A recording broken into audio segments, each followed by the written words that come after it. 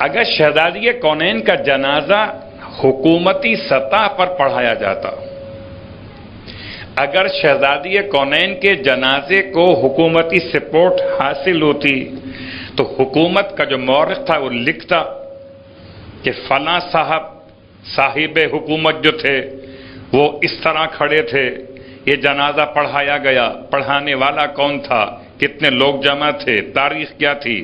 اور اگر جب کبھی اقتدار کی طرف سے، جب کبھی صاحب اقتدار کی طرف سے کوئی کام کیا جاتا ہے تو اسے لکھا جاتا ہے. لیکن چونکہ اس کے برخلاف شہزادی کونین کے جنازے کے اعتبار سے حضرت عباس ابن عبد المطلب نے مولائے متقیان علی ابن ابی طالب علیہ السلام کی بارگاہ مقدس میں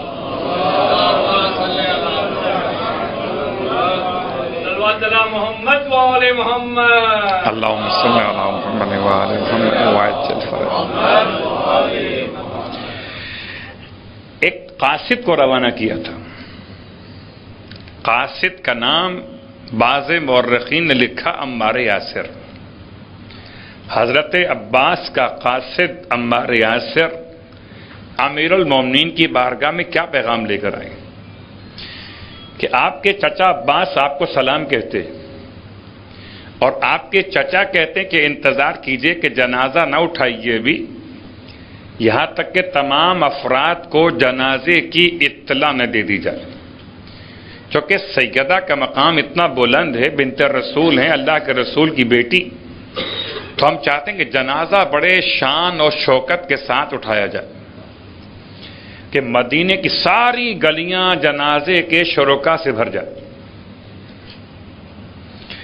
یہ مشورہ مولا کو دیا گیا اور حضرت عباس کی طرف سے دیا گیا. مولا نے حضرت عباس کی طرف سے پیغام لانے والے عمار یاسر سے ارشاد فرمایا، عمار جا کر چچا سے کہیے کہ میرا بھی آپ پر سلام، خدا آپ کی شفقتیں باقی رکھے ہمارے لیے، آپ کی محبت اپنے مقام پر، لیکن چچا میں آپ کے مشورے پر عمل کرنے سے قاصر ہوں. میں آپ کے اس مشورے پر عمل کرنے سے قاصر ہوں. کیوں؟ اس لیے کہ خود بنت رسول کی وصیت کے اعتبار سے جنازہ اس طرح سے اٹھایا جائے کہ جن افراد نے سیدہ کو اذیت پہنچائی ہے ان افراد کو جنازے میں شریک نہ ہونے دیا جائے. اب جو سوال آ رہا تھا کہ 2 تاریخیں کیوں ہیں، اس پر ایک ذرا سا وضاحت سامنے آ گئی کہ چونکہ جنازہ رات کی تاریکی میں لوگ جمع ہو گئے تھے، خبر ملتے کے ساتھ سیدہ کی شہادت لوگ جمع ہوئے تھے، تو تقریباً یہ واقعہ نماز مغربین کے وقت کا ہے. ہو سکتا ہے کچھ وقت آگے اور پیچھے ہو، لیکن تقریباً نماز مغربین یا اس کے بعد کا واقعہ ہے. اور جب لوگ جمع ہوئے دروازے مولائے متقیان پر جنازے میں شرکت کی خواہش لیے ہوئے، تو امام علیہ السلام نے یہ پیغام بھجوا دیا کہ لوگوں سے کہیے کہ جائیں اپنے گھروں کو آرام کریں، ابھی جنازہ اٹھنے میں تاخیر ہے. اور جب لوگ اپنے گھروں کو چلے گئے تو اتنا انتظار کیا گیا کہ یہاں تک کہ شب کا ایک حصہ، رات کا ایک پہر گزر گیا. اور جب لوگوں کی نیند تھوڑا سا مضبوط ہو گئی اور اب اس بات کا امکان کم ہو گیا، بہت غور کیجئے، مشکلات ایسی ہیں کہ جنازے سے روکنا بھی تو ایک مسئلہ ہے نا.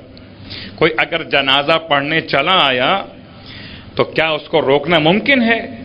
کیا اسے امام علیہ السلام نکال دیں گے؟ ممکن نہیں ہے. تو آپ نے ایسا طرز عمل اختیار کیا کہ نہ کسی کو نکالنا پڑا اور نہ کسی کو بلانا پڑا. جن کا انتخاب تھا وہ انتخاب کے ساتھ رہے، جن کو الگ رکھنا تھا وہ الگ رہ گئے. تو آپ نے ایک وصیت سیدہ کا لحاظ کرتے ہوئے رات میں تاخیر کی. بہت غور کیجیے گا، گرچہ حکم شریعت یہ ہے کہ جنازے میں تعجیل کی جائے، اور آپ یہ سوچ سکتے ہیں بھلا کہ شریعت کا محافظ، شریعت کا بیان کرنے والا تعجیل کو چھوڑ کے تاخیر اختیار کرے. اس کا ایک پہلو وصیت کی اہمیت، اور وصیت سیدہ فاطمہ الزہرا سلام اللہ علیہا کی مولانا قبول کی.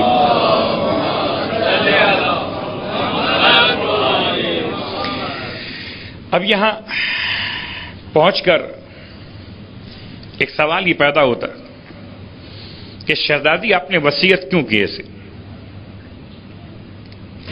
کیا سیدہ جیسی شخصیت کے بارے میں یہ گمان کر سکتے ہیں کہ شہزادی کونین نے اپنی ذاتی حیثیت میں اس حد تک نفرت کا اظہار کیا ہو کہ جنازے میں شریک ہونے سے روکنے کا حکم دے دی؟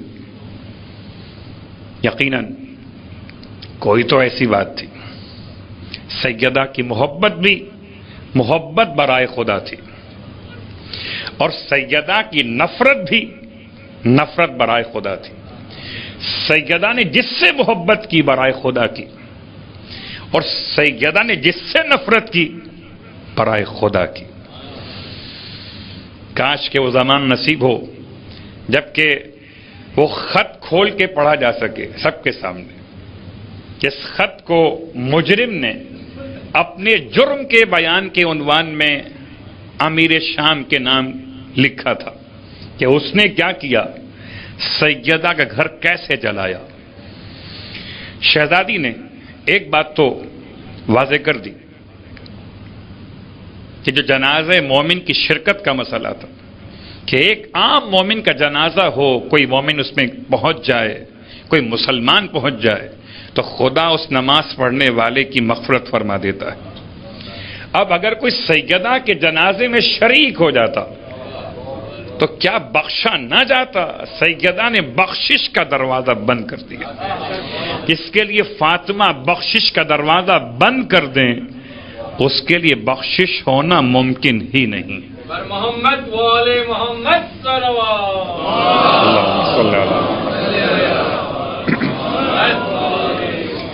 تو منزل تمہید نے بات کہ 75 دن کیوں اور 95 دن کیوں؟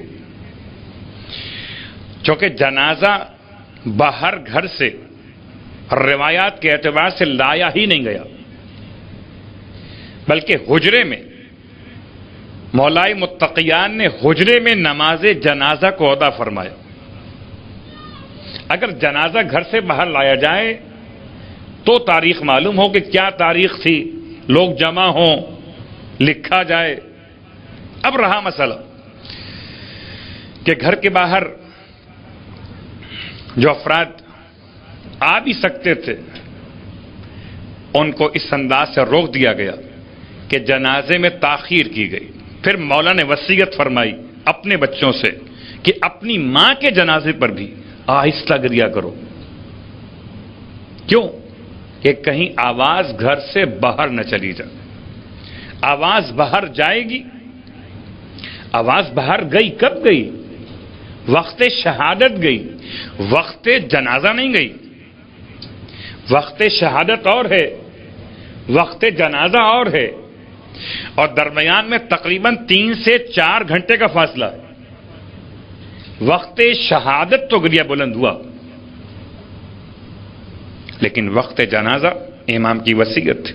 امام نے تاکید فرمائی کوئی زور سے نہ روئے کہ کہیں آواز گھر سے باہر نہ چلی جائے. اور اس کے بعد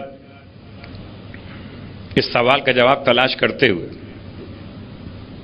کہ 75 دن اور 95 دن شہزادی کونین تو اپنے سارے مصائب کو ایسے چھپا کے رکھتی تھی کہ اپنے گھر کے افراد کو بھی آپ نے معلوم نہیں ہونے دیا. اب علماء نے جو روایت لکھی تو عربی میں اس زمانے میں جب لکھے جاتے تھے الفاظ تو بغیر نقطوں کے لکھے جاتے تھے. لکھا گیا 75 یا 95 75 75 یا 95 95 75 95. اور چونکہ نقطے لگانے کا رواج نہیں تھا تو اب یہ دونوں عربی کی گنتی کے الفاظ سیم پڑھے جا سکتے تھے. چاہے یہ پڑھ لیجئے اس کو 75 بغیر نقطوں کے، یا پڑھیے 95 نقطے نہیں تھے، اور نقطے تو بہت بعد میں اور رواج شروع ہوا۔ نقطوں کی بڑی اہمیت تو آپ کے علم میں کہ اگر بغیر نقطوں کے کوئی عبارت ہو تو خدا پڑھیں یا جدا صلوات پڑھیں محمد و آل محمد، نقطہ ہی نہیں، کیا پڑھیں گے؟ خدا لکھا ہوا ہے، محمد و آل محمد صلوات۔ اللہم صلی اللہ علیہ وسلم۔ مرزا غالب نے